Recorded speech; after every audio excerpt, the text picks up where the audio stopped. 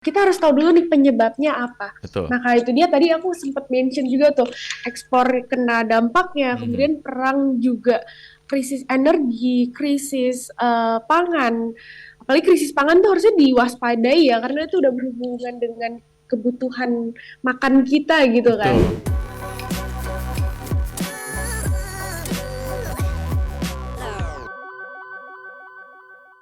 Kejadian-kejadian yang ada di ekonomi secara makro ya, kalau kita bicara tentang PDB, kemudian juga nilai ekspor impor, itu kan sesuatu yang sebenarnya di luar kontrol kita, Valen. Ya kan? Yes, Itu yes. sudah terjadi dan dipengaruhi oleh banyak hal. Nah, dari sisi kitanya gitu, apakah kemudian kita harus betul-betul mengirit lah, let's say, apakah kemudian seperti apa? Memperbanyak tabungan, porsi tabungnya dibanyakin gitu ya, nggak boleh ngutang atau gimana, Valen? Yes, yes. Kenapa nih Kak Yudi? Aku pengen ngebahas dulu secara makro dulu ya, Oke, karena oke. tentunya kita harus tahu dulu nih penyebabnya apa. Karena kalau misalnya secara kita ngomongin langsung ke cash flow atau ngomongin tentang manajemen kredit, kayaknya semua orang secara pengertian udah paham nih ya. Oke, oke. Tapi ada apa sih? Kenapa kita harus bergerak sekarang Mhm, mikirin keuangan kita secara personal? oke.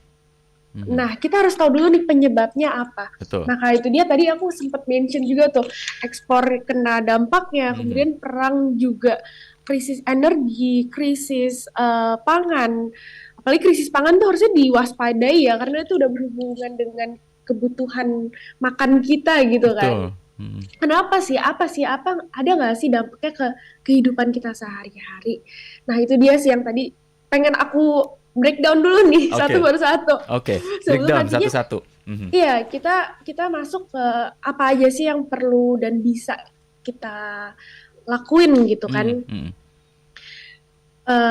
Nantinya gitu, karena ya apapun yang terjadi di luar kontrol kita ya terjadilah menurut kehendaknya gitu ya. Betul. Tapi balik lagi, apa sih yang sebenarnya bisa kita lakukan, yang bisa kita kontrol, ya kita fokus apa yang bisa kita kontrol supaya kita bisa bertahan gitu kan di Mhm, masa uh, global crisis ini mhm, gitu. Nah tadi nyambung lagi ya Kak Yudi, mhm, ketika misalnya perusahaan lagi coba bertahan nih karena adanya tekanan gitu atau beban operasional yang harus ditanggung. Imbasnya kan ke karyawan ya. mhm, Karyawan mereka harus gaji, mereka harus kasih allowance dan lain-lain. mhm, Mereka terlalu berat gitu mhm, secara segi finansialnya, mhm, ujung-ujungnya kita yang bekerja di perusahaan tersebut harus mengalah. mhm. Mengalah dengan cara melepaskan dan mencari peluang lain akhirnya. Oke, oke, oke. Nah, tapi apa jadinya kalau misalnya kita nih sebagai karyawan atau Mhm. kita yang sebagai pekerja di perusahaan tersebut punya utang Nah, atau punya beban yang harus kita tanggung. mhm. Kewajiban yang harus diselesaikan ya. Yes. Nah, Pusing itu. gak tuh kayak Widi? Makanya Dengar. pendapatannya kemudian stop, tiba-tiba ada kewajiban utang yang harus terus kita selesaikan. Dan itu kan mungkin ada yang panjang, ada yang pendek ya relatif, tapi kan nggak bisa stop itu kan ya, Valen ya. Yes, Hmm. yes, itu dia. Mungkin ada utang yang harus dibayar udah deket gitu ya sama Hmm. jatuh temponya.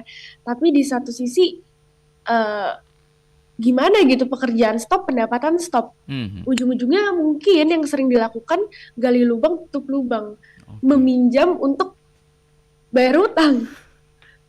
Wah, ini bahaya ini ya. Oke. Oke, selain itu apalagi Valen kalau kita bicara makro ya, ada dampak kemudian yang mungkin bisa dialami dengan misalnya pemutusan hubungan kerja karena perusahaan melakukan efisiensi. Dia nggak mampu Yes. lagi ya, operasional sudah terlalu tinggi tapi omset terdampak krisis dan lain sebagainya sehingga segitu-gitu aja. Apalagi resesi global yang mungkin terjadi di tahun 2023 ini, Yes, fakta-fakta. kalau kalau ngomongin PHK mungkin itu jadi opsi efisiensi terakhir gitu ya Iya, dari iya. perusahaan yang bisa dia lakuin. Cuma gimana caranya ketika misalnya perusahaan apa ya karyawan Heeh. yang bekerja di perusahaan tersebut itu punya beban tadi menyambung yang tadi Mhm. ya ujung-ujungnya dia harus Mmm, menjual aset mereka gitu di harga yang terbaik juga sulit gitu kan di masa yang kayak gini. mhm.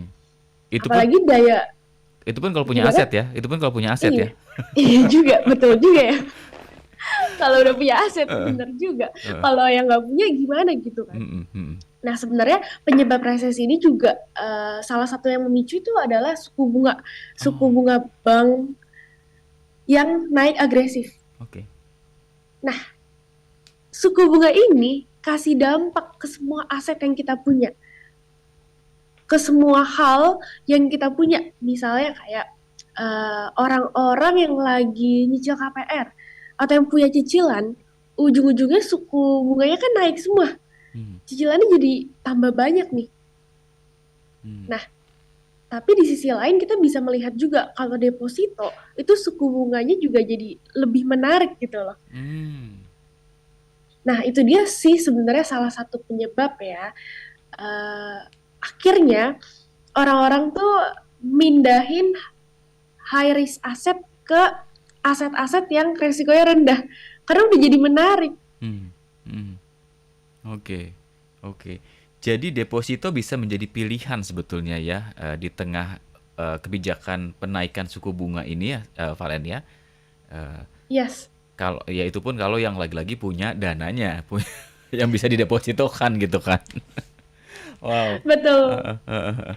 Jadi suku bunga naik agresif ini juga menjadi salah satu pemicu kenapa kemungkinan krisis ini akan terjadi ya di tahun-tahun akhir tahun ini bahkan mungkin sampai tahun depan ya, Valen ya.